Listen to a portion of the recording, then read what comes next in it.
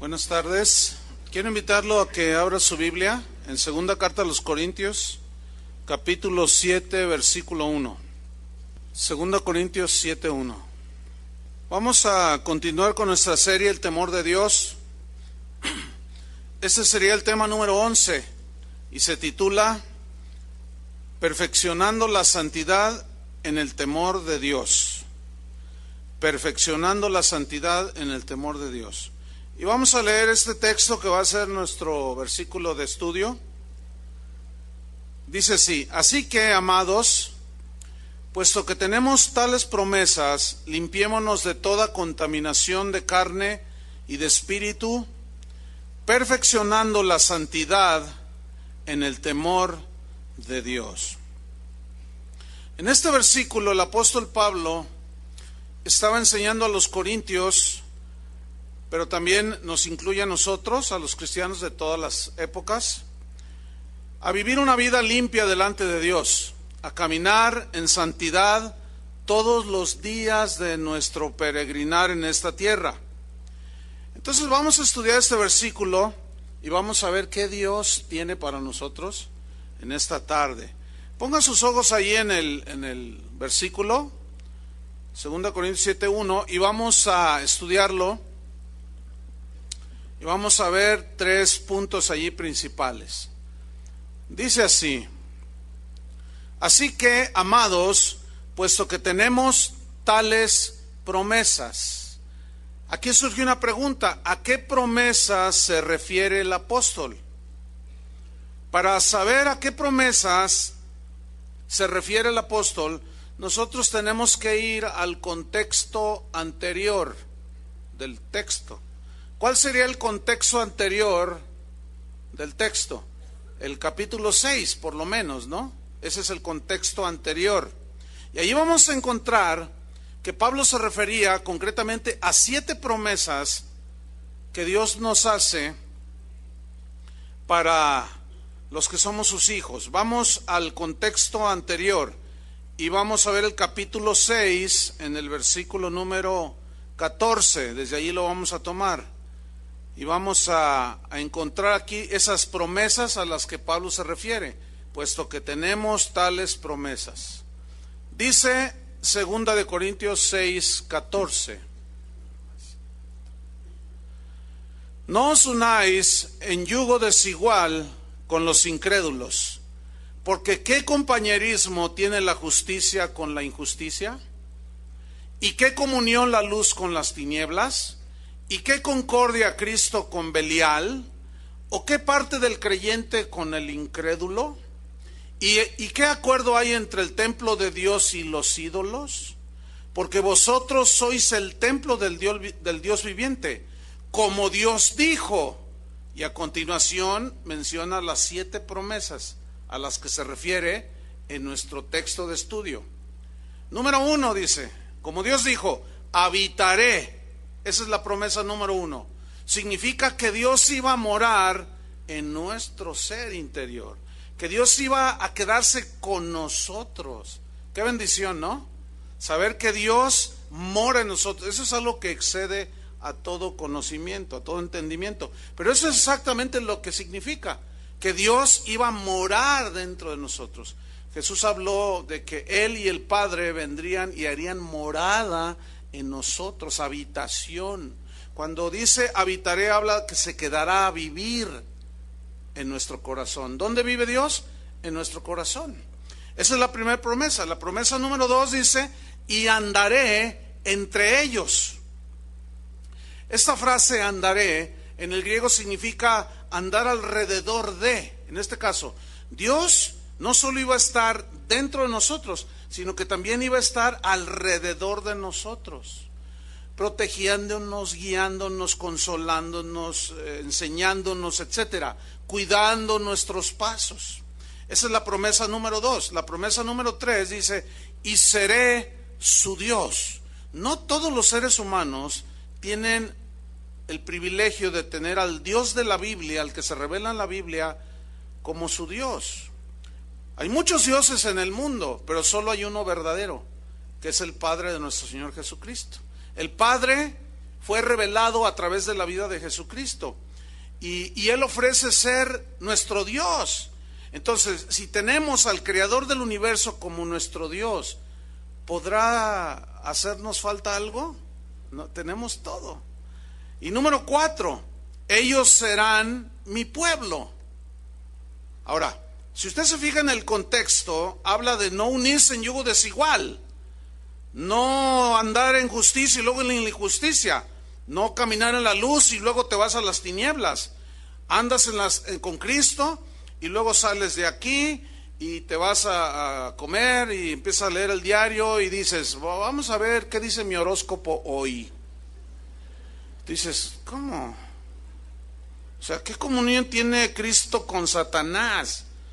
¿O qué parte del creyente con el incrédulo? Saliendo de aquí voy a ir a visitar a mi novia. Ay, no viene a la iglesia. No, es que ella no es cristiana.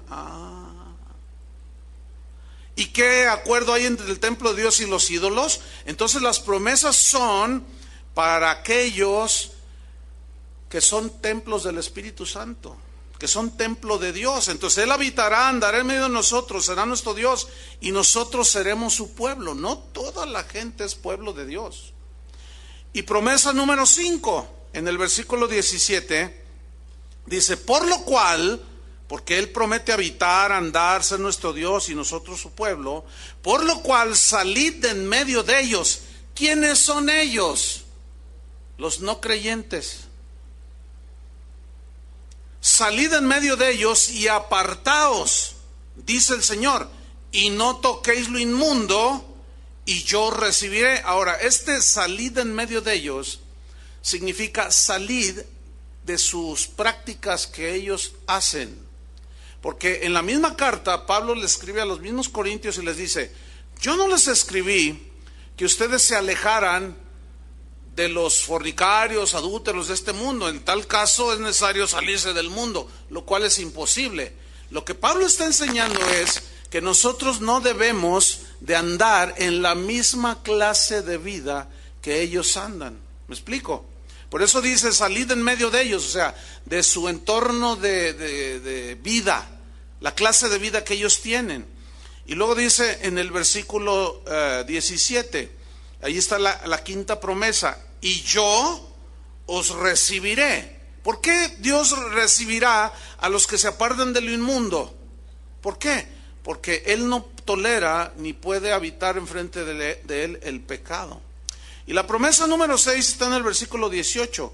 Y seré para vosotros por Padre. Es un privilegio tener a Dios por Padre, porque Él como Padre nos va a corregir, nos va a dirigir, nos va a aconsejar, nos va a disciplinar y un montón de cosas. La gente tiene un erróneo concepto de Dios como Padre. Ellos dicen, todo el mundo dice, Dios es nuestro Padre, pero Dios no es Padre de todos. Dios es creador de todos, pero Padre de todos no. Jesucristo un día dijo, ustedes son de su padre el diablo, les dijo a los que lo asediaban. ¿Por qué les dijo, ustedes son de su padre el diablo? Porque ustedes me quieren matar y las obras de su padre quieren hacer. O sea, todos los que hacen lo que hacen son así porque su padre es el diablo. Y si tu padre es Dios, y si mi padre es Dios, pues ¿qué compañerismo? ¿Qué tiene que ver Dios con Satanás? Absolutamente nada. Y la promesa número 7 es, y vosotros me seréis hijos e hijas, dice el Señor Todopoderoso. A mí me llama la atención que dice, hijos e hijas. ¿Sabe que en la cultura romana y también en la judía, a la mujer la tenían como un cero a la izquierda? Pero ya en el cristianismo, usted mujer es una parte importante dentro del plan de Dios. Entonces dice, vosotros me seréis hijos e hijas.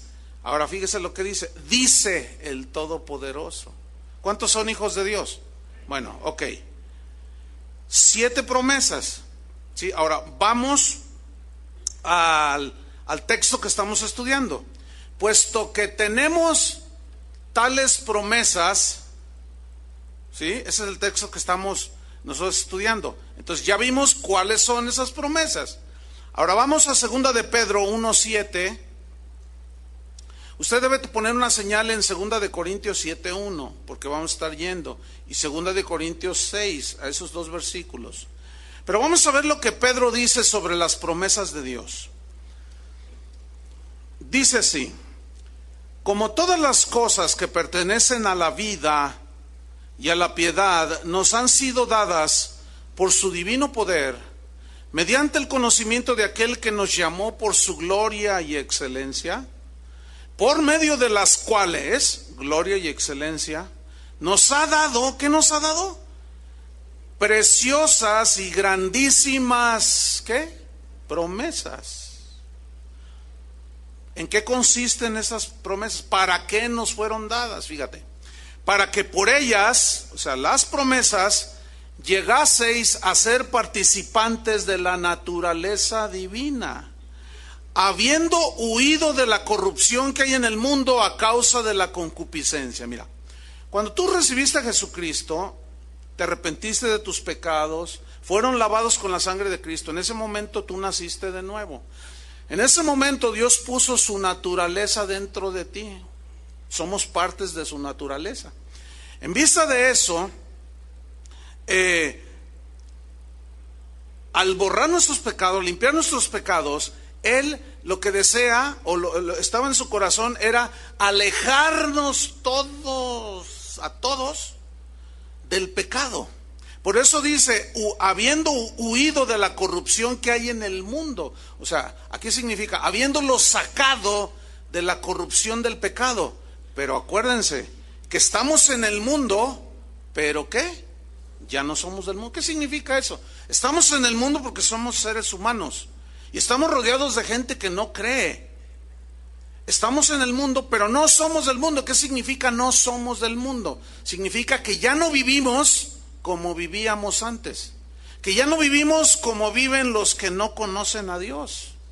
Eso significa, ya no somos del mundo. Entonces quiero que note, las promesas de Dios a las que se refiere Pablo estaban enfocadas totalmente a libertarnos y alejarnos de la esclavitud del pecado. ¿Lo alcanza a ver, sí o no? Ahí está. Volvamos a nuestro texto de estudio, que es 2 Corintios 7:1. Ese era el propósito de esas promesas. Por eso dice, así que amados, puesto que tenemos tales promesas de que Él habitaría, andaría en medio de nosotros, que nos alejáramos de lo inmundo, nos manda, dice, en vista de esto tenemos tales promesas, limpiémonos de toda contaminación de carne y de espíritu. Ese limpiarnos, hermanos, ¿cómo es eso de limpiarnos? Se entiende así como nosotros nos vamos a limpiar de toda contaminación. Miren, cuando tú naciste de nuevo, te convertiste a Cristo y tus pecados fueron lavados y perdonados y borrados. ¿Cuántos le dan gracias a Dios? Ok, fueron borrados. Pero como todavía estamos en un cuerpo que necesita ser redimido, ya fue redimida nuestro espíritu, nuestra alma, pero nuestro cuerpo está sujeto todavía a esa ley del pecado, tiene esa inclinación al pecado. Bueno, cuando un cristiano peca, le duele, ¿sí o no? ¿A ti te duele cuando pecas? Si te duele y te aflige haber pecado, esa es una evidencia que tú eres nacido de nuevo. Si tú pecas y no te duele y dices, que al cabo hasta el pastor lo hace, entonces tú no eres nacido de nuevo, porque no tienes el mínimo dolor por haberle fallado a Dios. Pero el verdadero cristiano se duele cuando le falla a Dios, ¿sí o no, cristianos? Entonces, nuestros pecados fueron borrados, pero seguimos en este cuerpo que a veces nos lleva a pecar. Pecamos, pero Dios proveyó, 1 de Juan 1:9. ¿Qué proveyó Dios? Si confesamos nuestros pecados, esto se refiere después de haber sido lavados por la sangre de Cristo, Si confesamos nuestros pecados, Él es fiel y justo para perdonar nuestros pecados. Fíjate, perdonar significa borrar, quitar de su presencia nuestros pecados. ¿Y qué dice? Limpiarnos de toda maldad. En ese mismo capítulo dice que la sangre de su Hijo nos limpia de todo pecado. Ahora, ya cobra sentido el versículo que estamos estudiando. Si tenemos tales promesas, ¿cuáles eran las promesas? De que Él nos iba a sacar para ser nuestro Dios, ser su pueblo, ser sus hijos, sacarnos de la esclavitud del pecado. Ahora, ¿cómo se entiende entonces? Limpiémonos de toda contaminación de carne y de espíritu, confesando nuestros pecados cuando fallamos. No se les olvide que el pecado corta la relación con Dios. Es como una barrera, como una barda que pones ahí cuando pecamos. Por eso tenemos que confesar. Cuando fallamos tenemos que reconocer. Si alguno dice que no ha cometido pecado, le hace a él mentiroso, y su palabra no está en él, su verdad no está en él. Pero si confesamos, Él nos limpia ¿de qué? De toda maldad. O sea, inició el proceso de santificación en el momento en que tú recibiste a Cristo en tu corazón. Y esa es la manera en que nosotros nos vamos a limpiar de toda contaminación de carne y de espíritu. Ahora, la palabra contaminación viene del griego molusmos, que significa mancha. Esto es el sentido espiritual, obviamente. Manchas que hay a veces de un pensamiento, una acción, una actitud, pero también implica inmoralidad que cometemos muchas veces. Hay muchos tipos de inmoralidades, pero es aquello que agrede los principios que tienen que ver con la moralidad de Dios. Dios es santo, Dios es verdad. Si nosotros mentimos, estamos cometiendo una inmoralidad, estamos agrediendo a Dios, que es un Dios justo y santo, y estamos violentando su palabra. Entonces, esa palabra, limpiémonos, ¿cómo? Confesando nuestros pecados de toda mancha. Nos limpiamos de toda mancha, de toda inmoralidad de carne y de espíritu. Aquí espíritu va implícito el alma, los pensamientos. ¿Cuántos luchan con sus pensamientos? ¿Sí? De pronto cruza uno así bien feo y dices, ay Dios. Pero mira, antes éramos practicantes del pecado, continuamente pecábamos y no había nada que nos lo impidiera, y no estábamos acostumbrados a pecar. Pero cuando nos convertimos, comenzamos a dejar muchos pecados, ¿sí o no? Inició el proceso de santificación y pasan meses, tu mente está tranquila y de pronto viene un pensamiento de esos horribles, que se te cruza allí. Y tú te asustas todo y dices, ¡ay Dios! ¿Qué pasó? Y te afliges y dices, Señor, ¿por qué? Oh, Señor, y empiezas a orar y a decir, Señor, ¿por qué este pensamiento? Empiezas a luchar. ¿Sabes por qué te aflige? Porque como dejaste de pensar mal por tiempo, de pronto llega aquello. O sea, esa es otra prueba de que tú eres verdaderamente hijo de Dios. Entonces, nuestra mayor batalla y lucha no es contra Satanás, es contra nosotros mismos, contra el pecado, contra la carne, contra el mundo, que nos atrae. El mundo con sus concupiscencias nos atraen, nos quiere seducir para pecar y cortar la relación con el Señor. Isaías 1:16 dice así, Isaías 1:16, lavaos y limpiaos. Ahora ya sabemos cómo nos lavamos, en la sangre de Cristo. Ya sabemos cómo nos limpiamos, confesando nuestros pecados, y Él nos limpia de toda maldad. Y luego dice, este lavarse y limpiarse es para quitar, dice, quitad la iniquidad de vuestras obras delante de mis ojos. ¿Sabían que Dios todo lo ve? A lo mejor tu esposa no lo sabe, no te vio, pero Dios sí te vio. A lo mejor tu papá no lo sabe, pero Dios lo sabe porque Él te vio. Dice, quitad vuestras obras de iniquidad delante de mis ojos, dejad de hacer, ¿qué? Lo malo. Dejen de hacer lo malo. Así está el mandamiento. Versículo 17. Aprended a hacer el bien. Yo enfatizo el verbo aprender. ¿Por qué aprender? Lo hemos analizado en otras ocasiones. Pero ¿por qué a un niño no se le enseña a hacer lo malo? ¿Por qué a los niños se les enseña a hacer el bien? Tú no le dices a un niño, hijo, no sea, tiene que aprender a ser grosero. No, hombre, esos son desde que nacen. Apenas empieza, al añito ya le tiran un manotazo a la mamá y la mamá dice, ay, es un niño inocente. No, párelo. Y enséñele a respetar. Porque nadie nace haciendo lo bueno. No. Los niños, ahorita los pandilleros que más abundan son los niños y los adolescentes. Y luego se aprovechan de que las leyes dicen que no les pueden hacer nada hasta los 18 años. Imagínate, todavía les dan toda esa indulgencia. Entonces dice, aprendan a hacer el bien. ¿Por qué aprender a hacer el bien? Dice Pablo a los Efesios y en otras de sus epístolas, el que robaba, ya no robe más. Aprendió a robar, no aprendió, nació con esa tendencia. No cuesta nada hacer lo malo, no hay ningún esfuerzo para hacer lo malo, eso es de naturaleza. Por eso, en esta nueva naturaleza que Él puso, tenemos que aprender a ¿qué? A hacer lo bueno. El que robaba, ya no robe más, dice. El que mentía, ya deje a un lado, deje atrás las mentiras.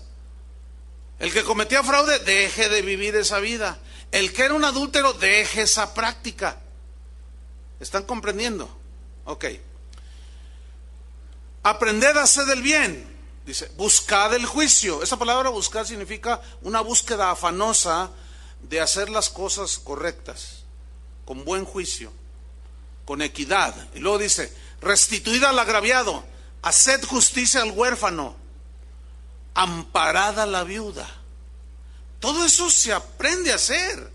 Bueno, cuando somos limpiados de la maldad, tenemos que empezar a aprender a hacer ¿qué? Lo bueno. Ok, ahora volvamos al contexto de nuestro texto. ¿Cuál es el texto? 2 Corintios 7:1. ¿Cuál es el contexto? 2 Corintios capítulo 6. Vamos allí de nuevo. Y van a ver cómo esto va tomando forma. Dice, no os unáis en yugo desigual con los incrédulos. Porque ¿qué compañerismo tiene la justicia con la injusticia? ¿Y qué comunión la luz con las tinieblas? La respuesta es ninguna, ninguna, ninguna. ¿Y qué concordia Cristo con Belial o con Satanás? Pues nada. ¿O qué parte del creyente con el incrédulo? Ninguna. ¿Y qué acuerdo hay entre el templo de Dios y los ídolos? Ninguno. Porque vosotros sois el templo del Dios viviente. Ahora, estos 3 versículos nos está mostrando cómo Pablo estaba amonestando a los cristianos, pongan atención, a los corintios, pero también a nosotros, a no establecer vínculos estrechos, yugos, le llama él, con los no cristianos. ¿Por qué? Porque podría debilitar tu caminar con Cristo. Y entonces tú estás expuesto a transgredir los principios de la palabra de Dios más fácil. ¿Sí? Cuando alguien dice algo como esto, dice, mis mejores amigos no son cristianos. A ver, aquí entonces viene la pregunta, ¿qué hay? No usáis en yugo desigual con los incrédulos. Porque ¿qué parte hay del creyente con el incrédulo? Si yo digo que mis mejores amigos no son cristianos, a ver, entonces algo anda muy mal allí. Porque se supone que el no cristiano hace cualquier cantidad de cosas, ¿no? Entonces, si es mi mejor amigo y yo ando con mi mejor amigo, él, por ejemplo, le va a decir a 2 muchachas que están por allí, hey, les invitamos esto. ¿Qué vas a decir tú, cristianoide? A ver, pues es tu mejor amigo. Si tú dices que es tu mejor amigo es porque concilias perfectamente con todo lo que cree, con todo lo que hace y con todo lo que piensa, ¿sí o no? Entonces algo anda mal allí. ¿O no serán 2 paganos?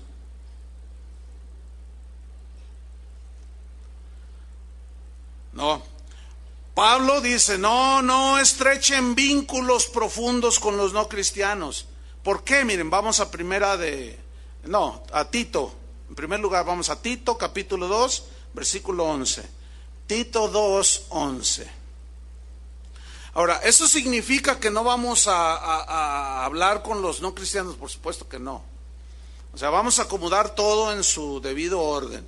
Aquí lo que está hablando Pablo es a las prácticas, al tipo de vida que lleva la gente.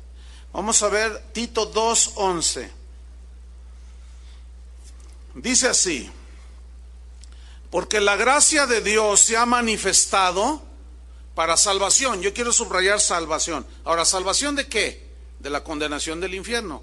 ¿Qué es lo que nos condenaba al infierno? Nuestros pecados. ¿Cierto? Ok. La gracia se ha manifestado para salvación a todos los hombres. Vean el versículo 12. Enseñándonos que, renunciando, ¿qué es renunciar? Ya romper toda relación, ¿sí? Renunciando a la impiedad y a los deseos mundanos. ¿Lo están leyendo como yo?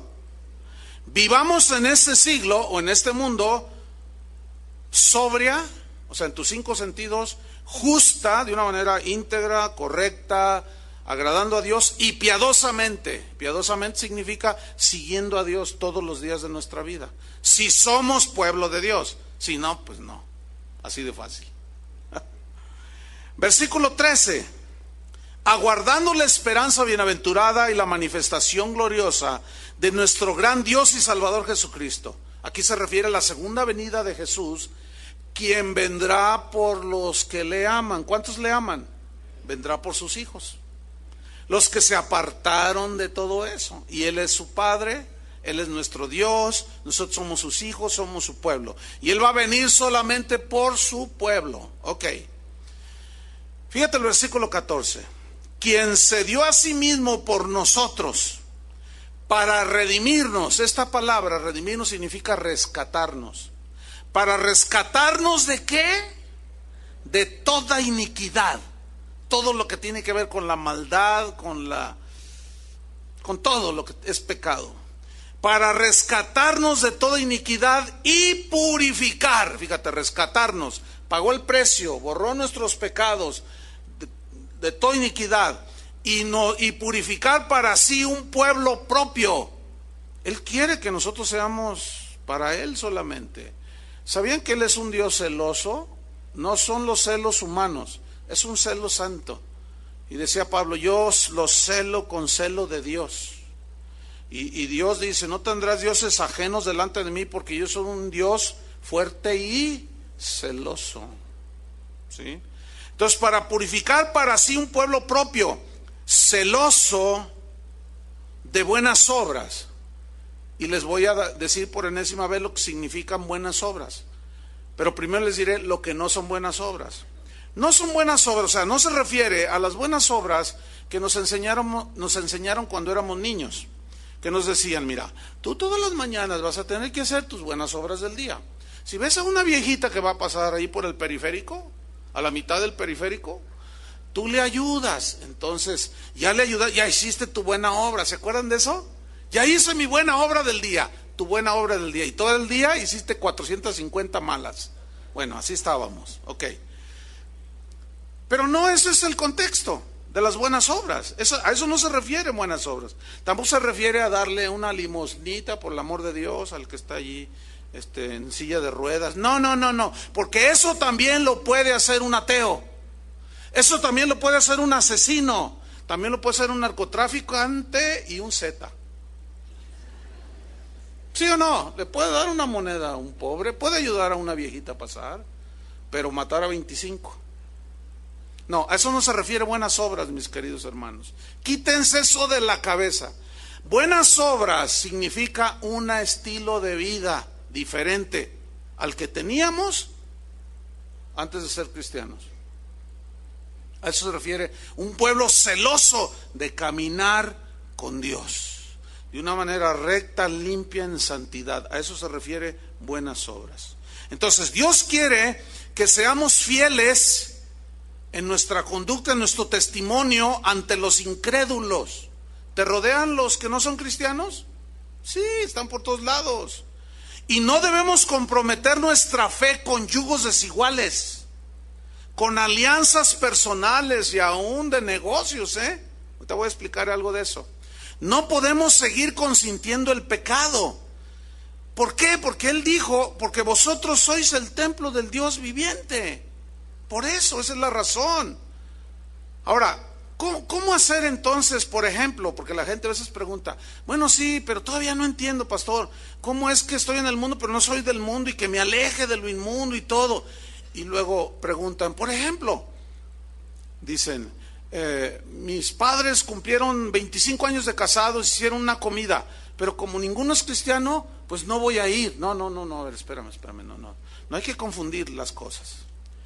Allí hay un yugo familiar, ¿cierto?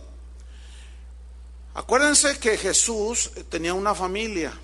Acuérdense que los hermanos de Jesús, la familia, no creían en él, ¿se acuerdan? Pero él estaba ahí con ellos, ¿sí? Una vez Jesús entró a la casa de Pedro y estaba ahí su suegra enferma, lo cual implica que vivía en la casa de Pedro en ese tiempo, por las razones que hayan sido.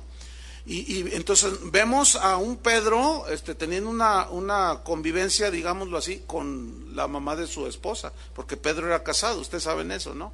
Entonces, ¿cómo es esto? Déjame ilustrárselo. Mire, cuando yo me convertí al Señor, me explicaron esto, porque esto es lo típico, esto es lo del pan de cada día. Oye, entonces yo ya no quiero nada con todo lo que hacía antes, pero ¿cómo hago? Y me acuerdo que me enseñaban y me decían, mira, y me explicaban y yo lo entendía.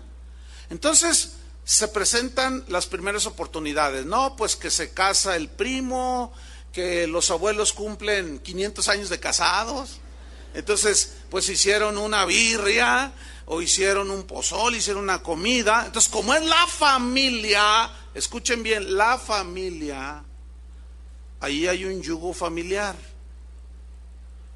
Entonces, yo iba a los convivios familiares cuando los abuelos cumplían años de casados, cuando se casaba el primo, y no eran cristianos. Pero a mí me habían instruido cómo yo podía estar en medio de ellos, porque era familia. No estoy hablando de que si alguien por allí, un compadre me dice, oye, vamos al bailongo allá, al casino aquel, o vamos a, no está hablando, no, ese no es el punto aquí. Ahí es un rotundo no. Pero con la familia, cuando se murió mi abuela, que no era cristiana, había que estar allí. Cuando se murió mi abuelo, había que estar allí. ¿Me explico? Cuando se murió mi padre, bueno, él ya murió cristiano, mi abuelo también, había que estar ahí. Pero ha habido otros familiares, como otra tía que se murió, ya no era cristiana, pero ahí estaba. ¿Por qué? Porque había un vínculo familiar. Y yo no te puedes poner en ese plan tonto, irracional. No, la Biblia dice, no toquéis lo inmundo y entonces te vas a echar a todos tus familiares encima. Pero entonces, ¿cómo debo comportarme? Ok, nunca se me olvida cuando, de las primeras veces, pues que se casó un primo, ya estamos, ¿verdad? Me invitaron, ya cristiano, pues fuimos. Entonces, yo escuché cuando una de mis familiares, una tía, que ahora es cristiana, por cierto, le dijo a uno ahí de los primos, súbele el estéreo, dice. Entonces le sube. Entonces se acerca a esa tía y me dice, sobrino, vamos a bailar. Pero yo ya sabía que yo era cristiano, ya sabía todo. Entonces me extiende la mano para levantarme donde yo estaba sentado, estaba hablando con unos tíos y unos primos, y cuando me tira la mano así, yo me pongo así rígido y yo la jalé así, se quedó atorada, ¿no? Entonces yo le dije, mira tía, te voy a decir una cosa, tú a mí me respetas, yo no voy a permitir que tú me faltes al respeto. Tú puedes bailar hasta de cabeza, tía, como quieras y cuantas veces quieres y hasta el amanecer, pero yo te voy a pedir, tía, que me respetes. A mí no me vas a obligar a hacer absolutamente nada que yo no quiera hacer. A mí me dijeron, ponte firme, porque si tú cedes, ¿con qué cara les vas a predicar luego? No, y sí, me dice. Bueno, ahora que ella ya es cristiana, a veces yo le tiro carrilla, ¿no? Y ay, me da vergüenza. Ay, sobrino, me da vergüenza. Chuyito, me dice, imagínate. Bueno, es que se quedó que cuando yo estaba niño, ¿no?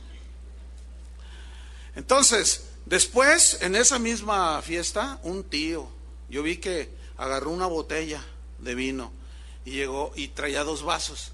Dice, órale sobrino, dice, vente, va. Entonces sirven 2 y me lo da. Entonces yo le digo, mira tío, le dije, por favor te voy a pedir una cosa, a mí no me vas a obligar a hacer lo que no quiero hacer, yo te voy a pedir que me respetes. Y se quedó así. Le digo, porque yo te obligo a que tú no lo hagas, pues no lo lograrías, tú tampoco lo vas a lograr conmigo, tío. Entonces mira, yo estoy aquí con la familia, pero yo te voy a pedir que me respetes. Y me respetó. Al rato que andaban todos borrachos, bueno, no todos, pero varios de mi familia, pasó lo que siempre pasa. Un tío que se burlaba de mí me dice, oye sobrino, quiero hablar contigo. Le digo, sí, pero a solas, vámonos para allá. Y nos caminamos. Y me dice, es que, ¿sabes qué? Mira, yo sé que tú andas con Dios. Sí saben. Dijo, mira, yo sé que, yo quiero que me des un consejo, sobrino, porque yo ando mal con tu tía, nos andamos divorciando. Imagínate que yo me pongo a bailar y a tomar junto con ellos. Ese es el gran problema de muchos cristianos que no saben cómo conducirse. A Jesús lo acusaron de que comía y bebía con bebedores y comilones, ¿se acuerdan? Pero él iba con un propósito allí. Ahora, no hay que tentar a Dios porque algunos escudan sus pecados y dicen, no, yo voy a los casinos que han abierto, yo voy a evangelizar. No te hagas. Mira, en primer lugar, ¿quién te va a hacer caso? Allí todos están jugando. No, yo voy a los antros allí a evangelizar. No os hagáis. No te hagas. ¿Por qué queremos justificar esas? Al rato andas igual que todos. O sea, no confundan la gimnasia con la magnesia. Ok, todo tiene su lugar. Entonces, mira, el concepto de yugo desigual viene desde el Antiguo Testamento. ¿Sí? Por cierto, a todos los que les interese un estudio amplio sobre el yugo desigual, sobre todo a los solteros, también a los padres, mi hermano Carlos tiene unos estudios bastante amplios. Pero ese concepto de yugo desigual viene desde el Antiguo Testamento. Abran su Biblia en Éxodo 34:12. Ok, un yugo, ¿qué es un yugo? Era un travesaño que le ponían en el cuello a los bueyes que formaban una yunta para arar la tierra. Ese es un yugo. Ahora, Éxodo 34:12, no se distraigan mucho. Éxodo 34:12. Pero ese yugo, esta frase, yugo desigual, es tomado por Pablo precisamente de una yunta de bueyes. Porque el yugo es ese travesaño, es ese madero que traían en el cuello.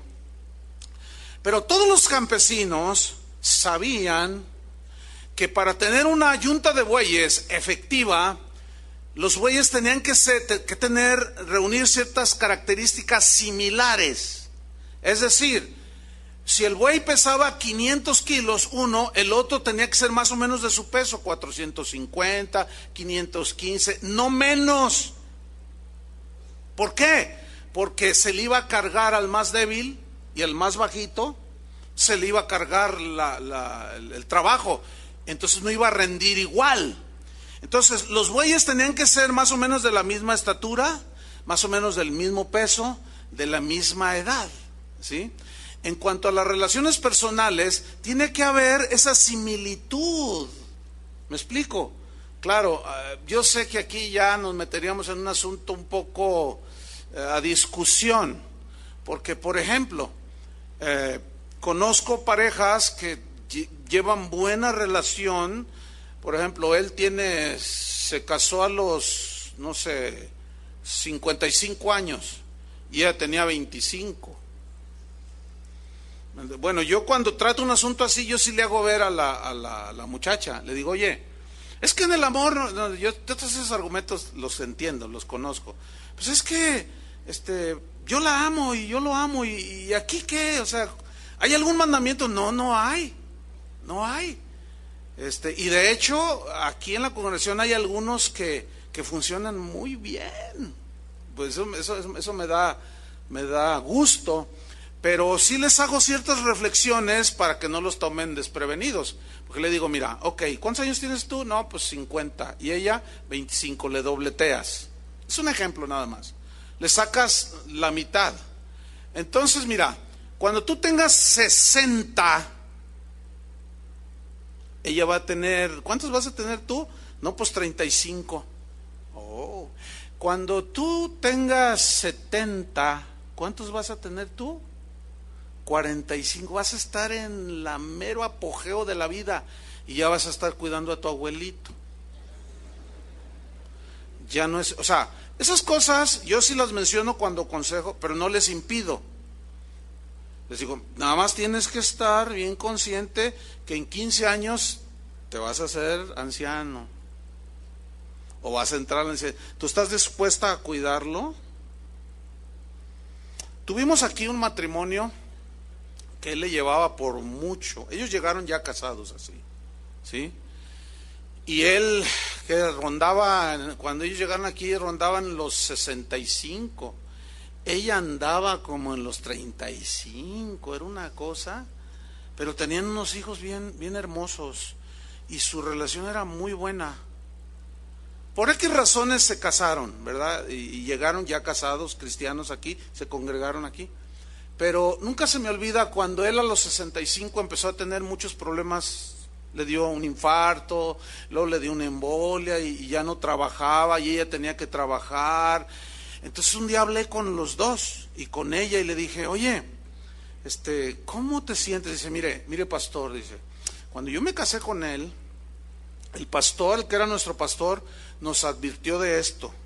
Y yo estuve dispuesta, porque yo amo a este hombre. Y yo entregué mi vida a él y lo cuidaré hasta el último día de su vida. Y yo dije, ay, qué bonito, ¿no? Dice, yo estoy entregada en alma y cuerpo a cuidar a este hombre que Dios me dio. Si lo disfruté sano por unos 10, 12 años, pues gracias a Dios. Pero ahora me dio unos hijos hermosos, estoy feliz, estoy contenta, lo amo y lo cuidaré hasta el último día de su vida. Después se fueron a otra ciudad, ya no sabemos qué, pero fíjese, bueno, total, ahí está, el concepto de yugo desigual desde el Antiguo Testamento. Vamos a Éxodo 34:12. Dice así, guárdate de hacer alianza con los moradores de la tierra donde has de entrar, para que no sean tropezadero en medio de ti.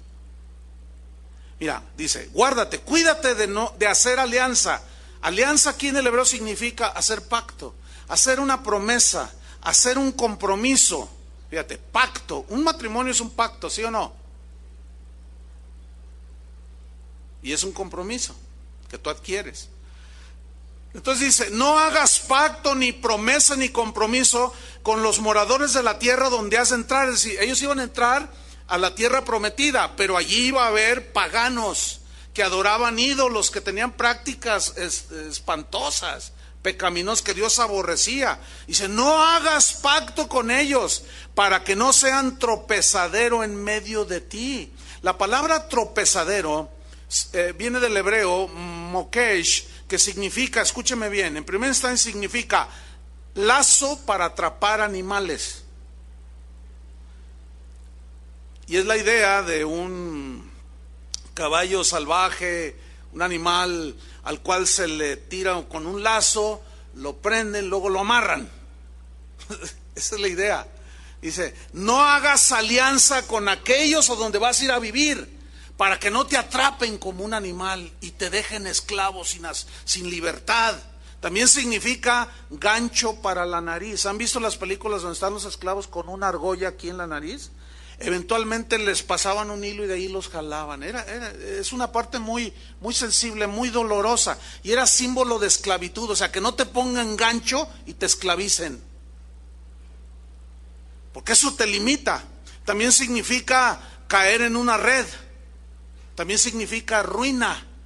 Caer en una trampa significa. Entonces mira, ¿cómo cobra sentido el versículo? Guárdate de no hacer promesa, pacto, compromiso con aquellos hombres que van a estar en la tierra, aquella gente pagana, porque si no pueden, te van a te van a amarrar como si fueras un animal, te van a esclavizar, te van a poner un gancho en la nariz, te vas a caer en sus redes, te vas a ir a la ruina porque caíste en su trampa. No hagas alianza con ellos. Versículo 15. Por tanto, dice, no harás alianza con los moradores de aquella tierra.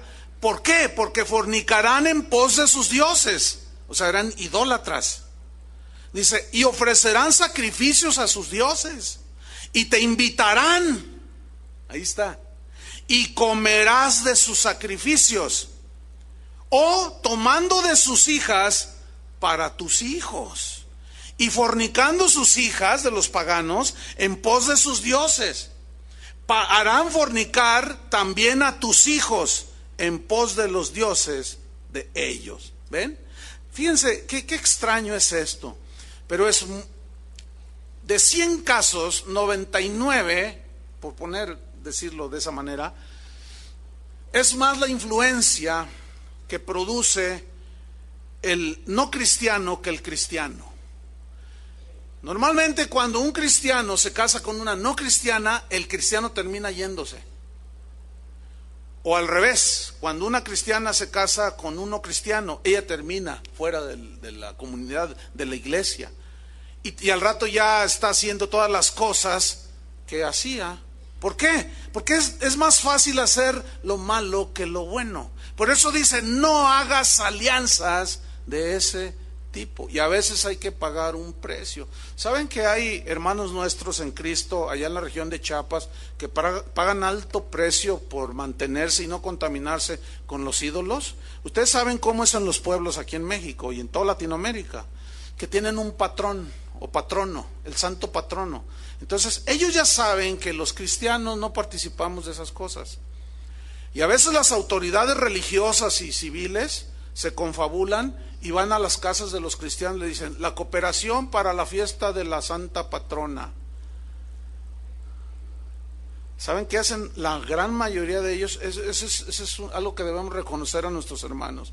Ellos dicen, nosotros no podemos participar en eso. Porque ¿qué comunión tiene Cristo con Belial o el templo de Dios y los ídolos?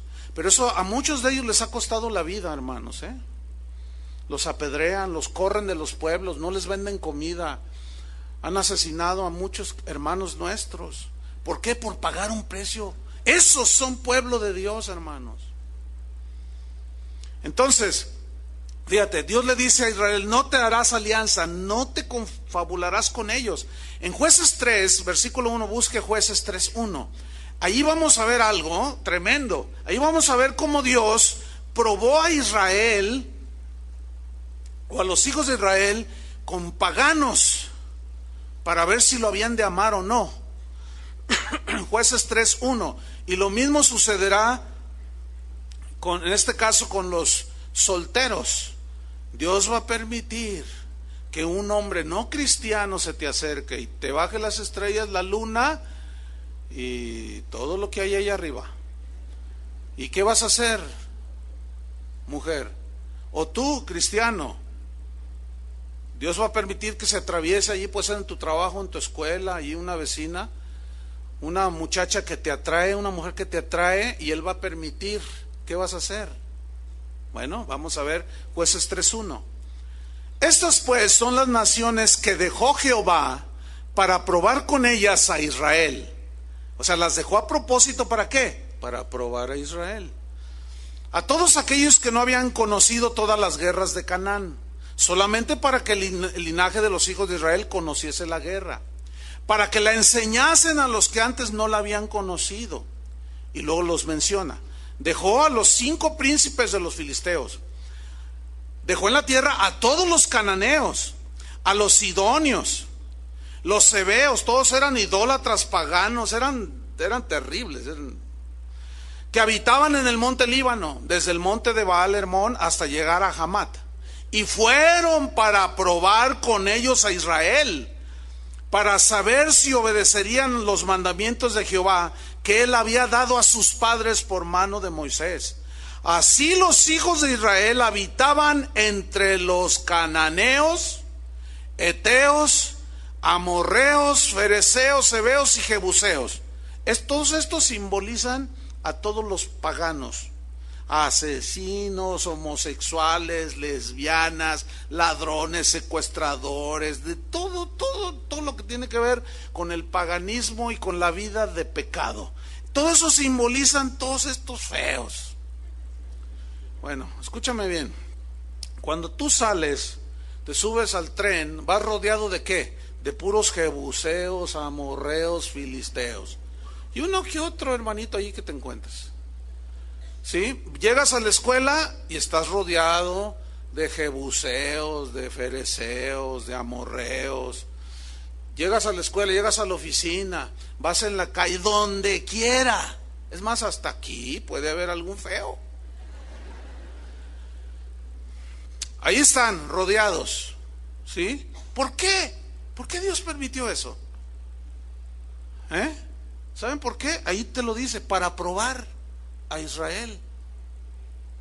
Ahora fíjate el versículo 3 lo que sucedió, el versículo 6 lo que sucedió.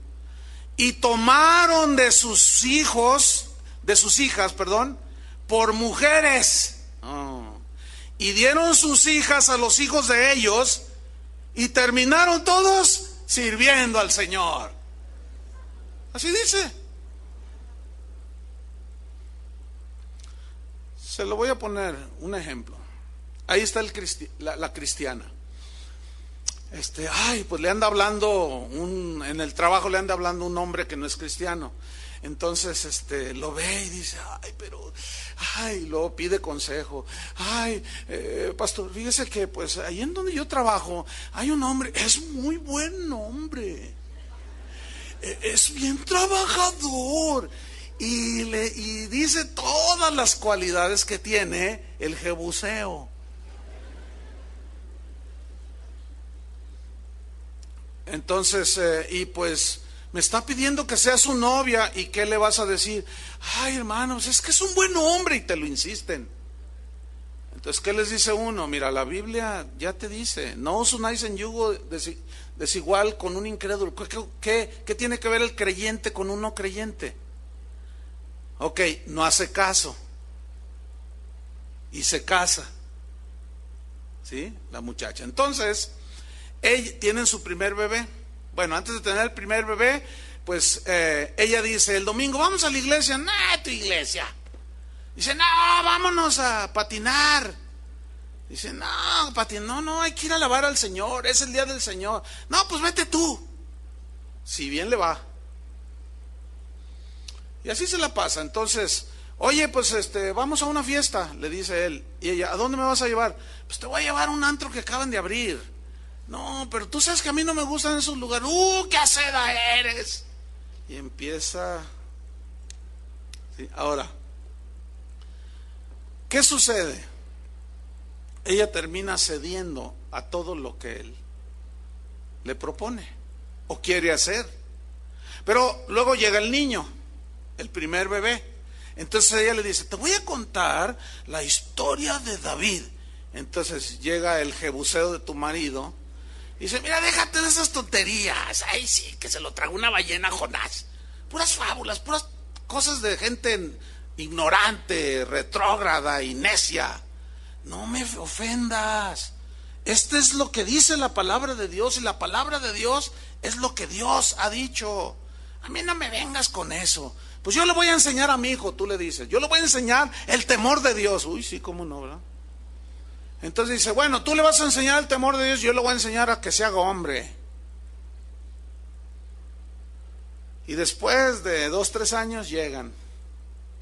Pastor, hola, ¿cómo estás? Mal. ¿Y qué esperaban? ¿Estar bien?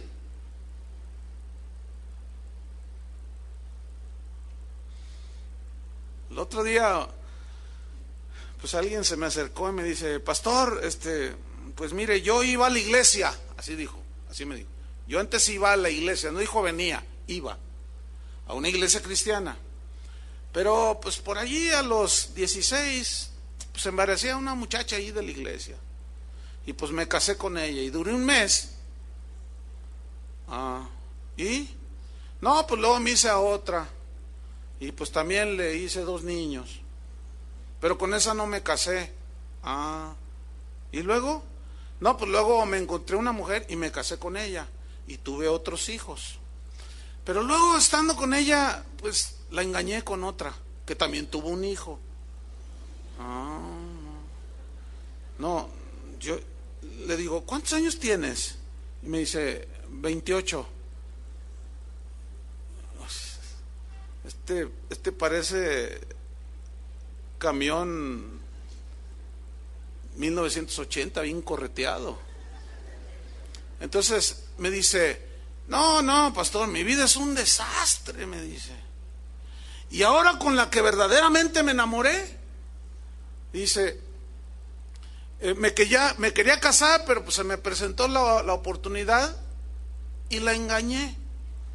Y quedó embarazada. Le dije, y yo nomás dije, híjole, Entonces me dice, ¿qué hago? Entonces yo le digo, pues aguántate, mano. Y se me queda viendo así, porque no esperan que uno les diga eso.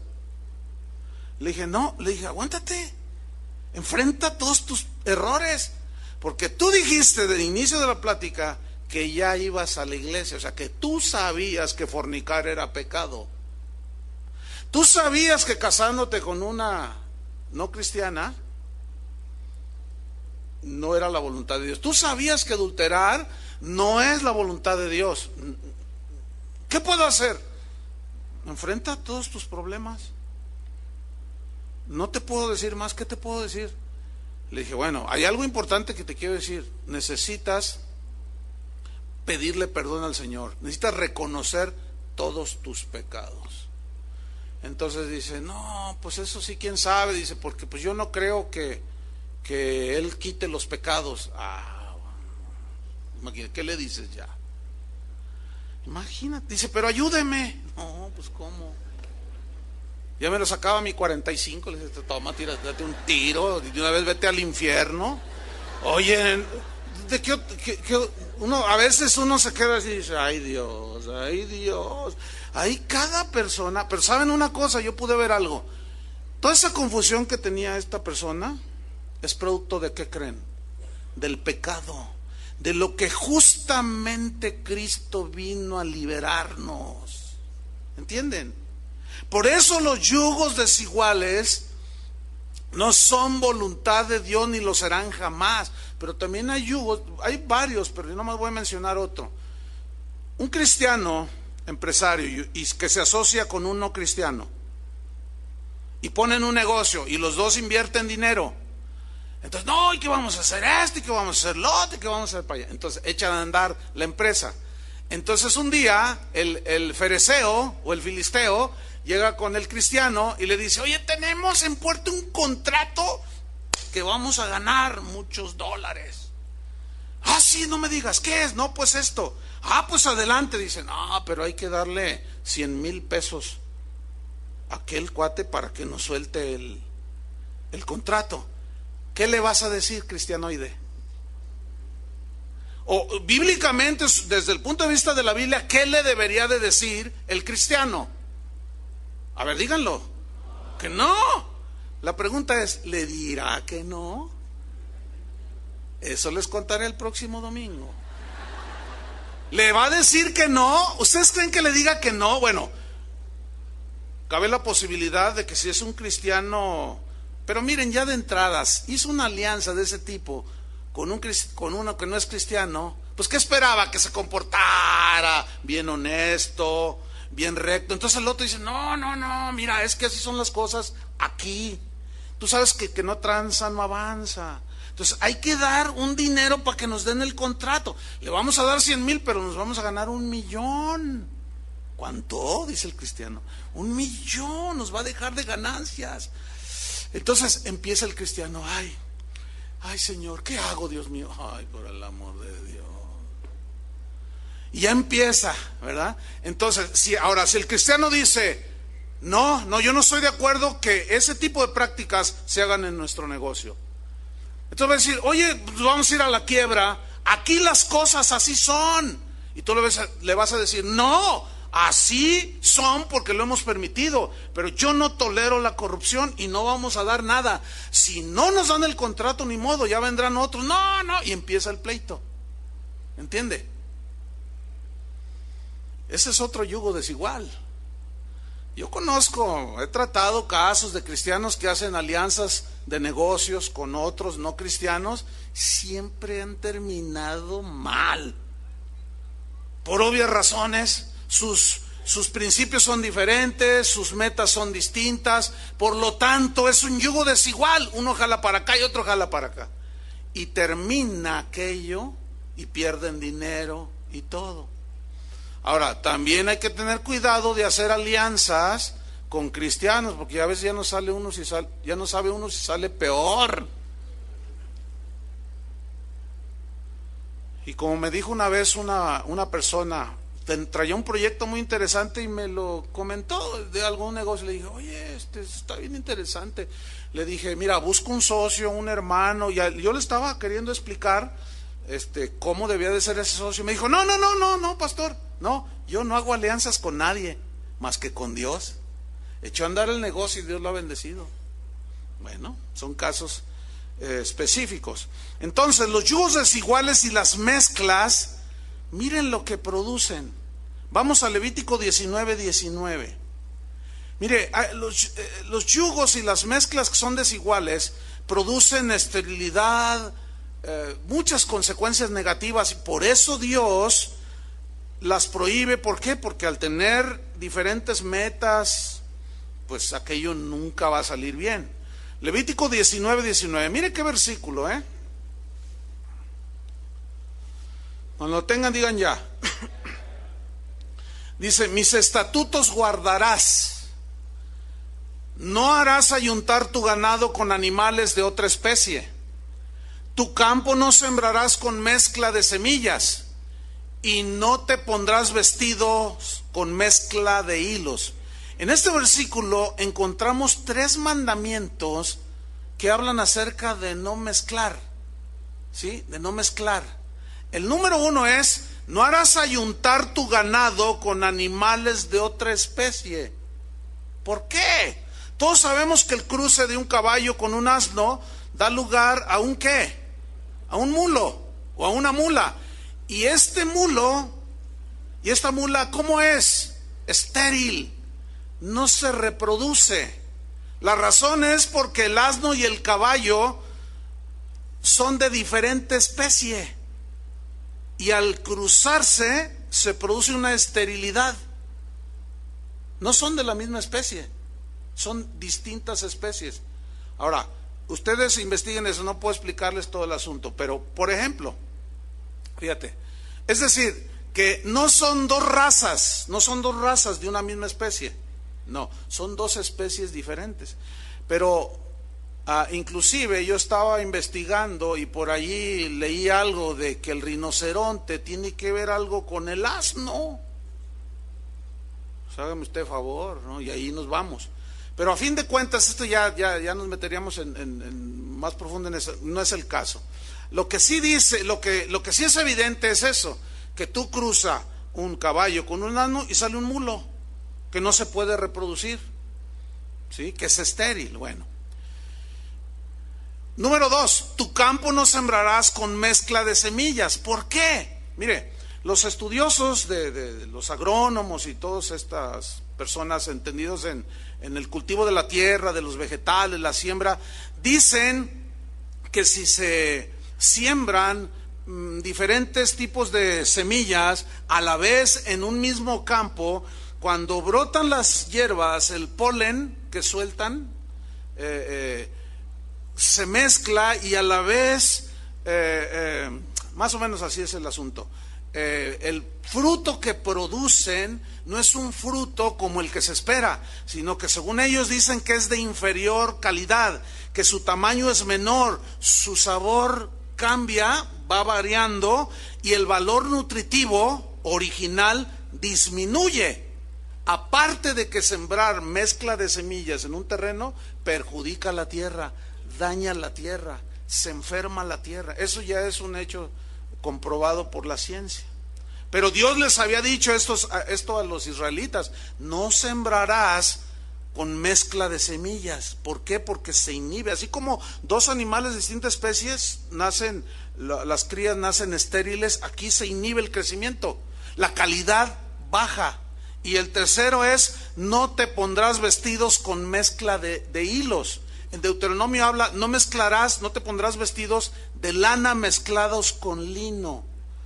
Y buscando sobre el punto, encontré que la ciencia ha comprobado que la ropa de lana mezclada con lino aumenta la conducción de electricidad que el cuerpo tiene, y sale electricidad. Ustedes saben que el cuerpo necesita cierto nivel de electricidad, el cerebro genera ciertos choques eléctricos, etcétera, etcétera. Pero al descargar, por causa de la ropa, fíjate qué interesante, al descargar va afectando, daña el cuerpo, al ir descargando la electricidad que tiene el cuerpo. Qué interesante, ¿no? Pero también dicen los entendidos que esta mezcla de fibras, cuando la gente se las pone, le dan inexplicables fiebres, o sea, se enferma la gente. Aparte de que pierden fuerzas, agotan las fuerzas, según lo que yo pude investigar. Y cuando alguien que trae esta mezcla de vestido y tiene un choque con aire caliente, algo sucede que calienta inexplicablemente la ropa, de tal manera que te quema y te hace ampollas en la piel. Bueno, Dios le dijo a Israel: no pondrás vestidos con mezclas de hilos. Ok, esto era algo en la práctica, pero tiene un sentido espiritual también. ¿Cuál es este? Es que la prohibición es que ellos debían de guardar sus mandamientos y no mezclarse en yugos desiguales entre la luz y las tinieblas. ¿Me estoy explicando? O sea, tú no puedes decir: soy hijo de la luz, y luego andar en tinieblas. ¿Qué va a surgir de eso? Esterilidad. Precisamente esto que estoy diciendo nos demuestra el por qué muchos cristianos son estériles. ¿Está entendiendo la analogía? Eso explica por qué muchos cristianos son de calidad muchísimo inferior al estándar bíblico. Y son cristianoides, son híbridos, ¿entiende? Son mulos, pues, para que me entienda. No se reproducen, ¿sí? Su salud espiritual está dañada. Su fruto es de calidad muy pobre, de sabor casi no saben a nada, ¿sí? Y dañan todo lo que está a su alrededor. Conoce gente de ese tipo que va a iglesias, están plagadas las iglesias de eso. ¿Por qué? Por los yugos desiguales, por las mezclas que se hacen. Me temo que están entendiendo, ¿verdad?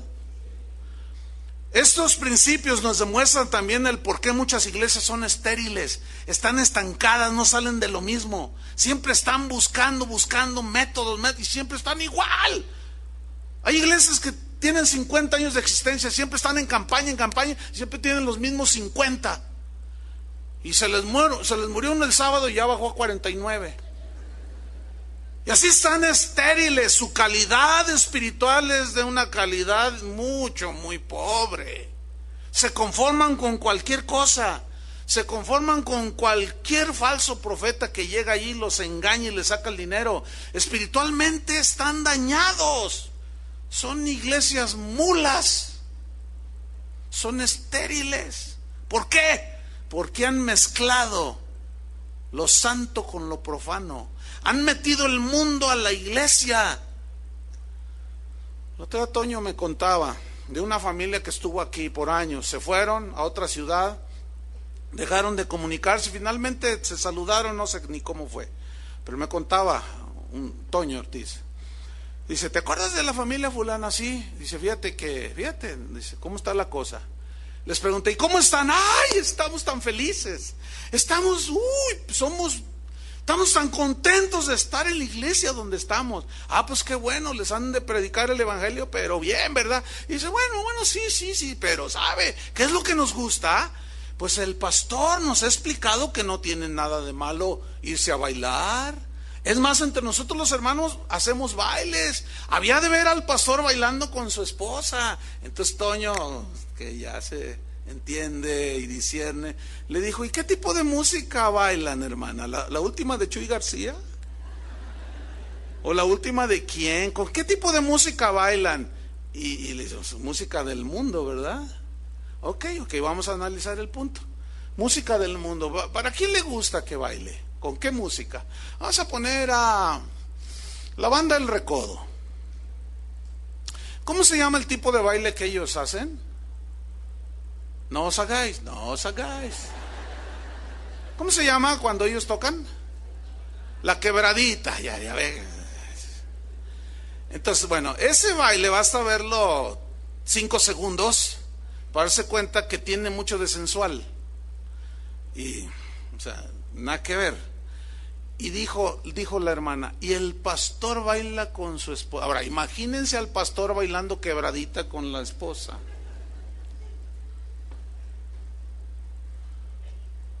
Digo, ¿dónde está el asunto? ¿Se puede imaginar al pastor bailando tango? Porque todos los bailes del mundo son sensuales. Porque no bailan con la música de alabanza y adoración. Cristianos mulos. Eso es lo que son. Imagínense con qué autoridad, con qué cara van a decirle a una persona: mira, no te conviene ir a esos lugares porque todo lo que se hace lleva tendencia hacia lo carnal. ¿Cómo le vas a decir? Pero luego le dices: véngase a la iglesia, y lo metes a bailar quebradita. No. Por eso las cosas están como están, hermano. ¿Sí? Pero vámonos sobre el final del asunto. Vamos otra vez al contexto de nuestro texto. ¿Cuál es el texto? Así que, amados, puesto que tenemos tales promesas, limpiémonos de toda contaminación de carne. Pero ¿cuál es el contexto? 2 Corintios 6:17. Dice: por lo cual salid en medio de ellos y apartaos, dice el Señor, y no toquéis lo inmundo, y yo os recibiré. Entonces aquí se nos está diciendo que nos separemos de las prácticas del mundo, que nos distanciemos de las prácticas que hacen los pecadores. Este mundo en el que vivimos es un mundo caído, ¿sí o no? Y todavía luchamos contra los efectos del pecado, la atracción que tiene el pecado, pero nosotros debemos de resistir. Algunos dicen: es que la tentación es tan fuerte que no puedo decir que no. No.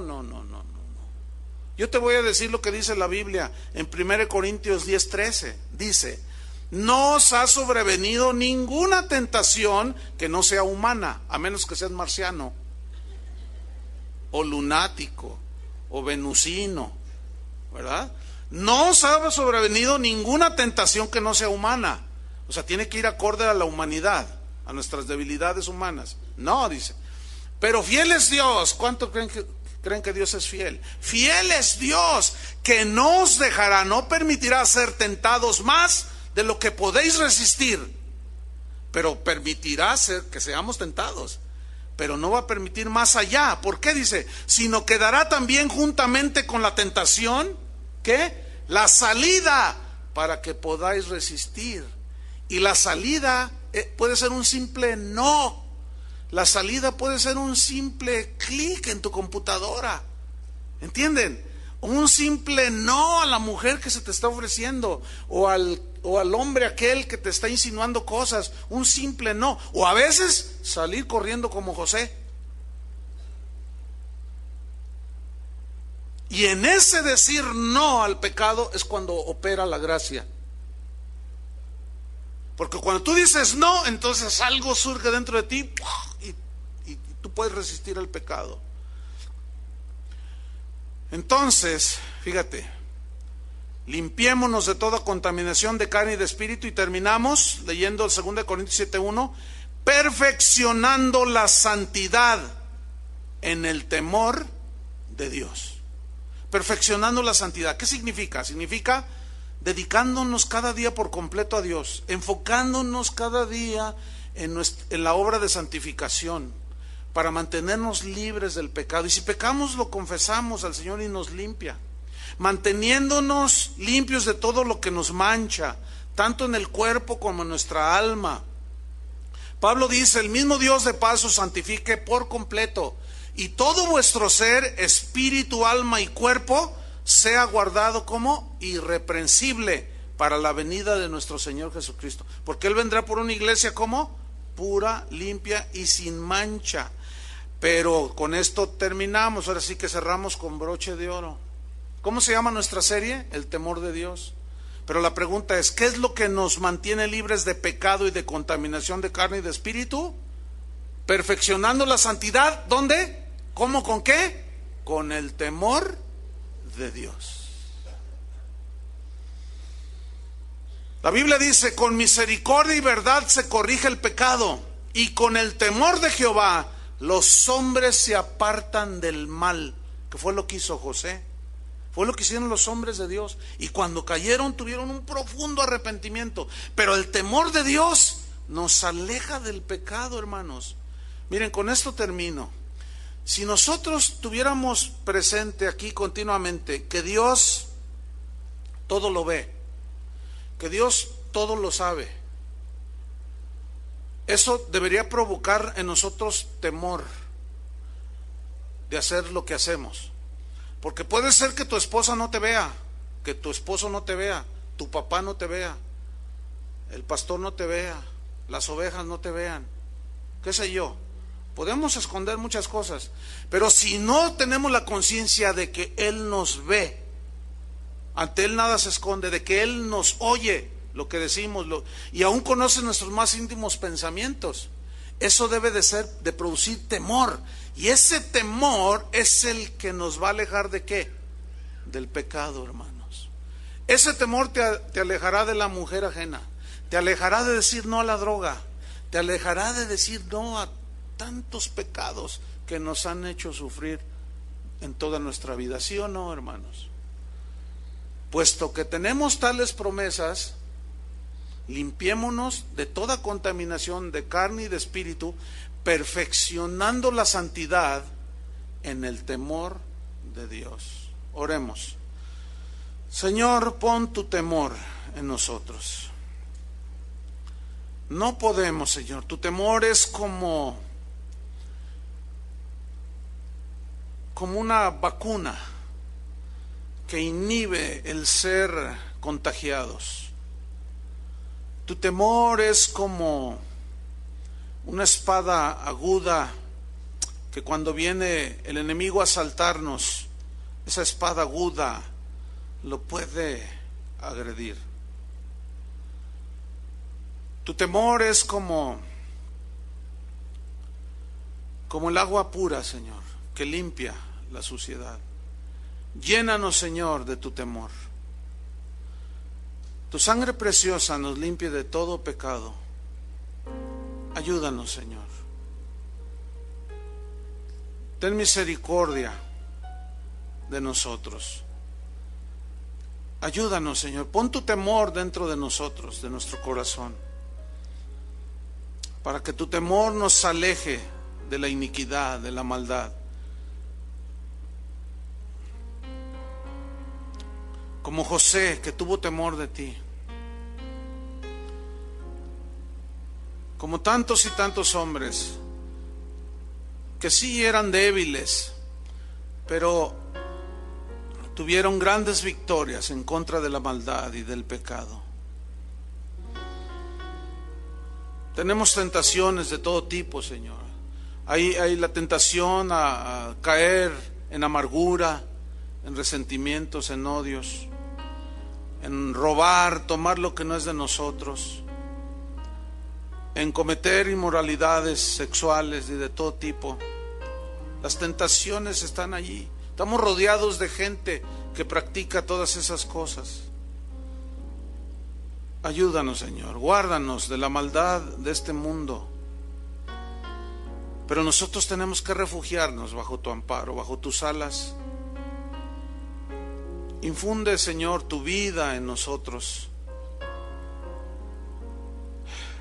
Ayúdanos, Señor, a caminar en santidad todos los días de nuestro peregrinaje en esta vida.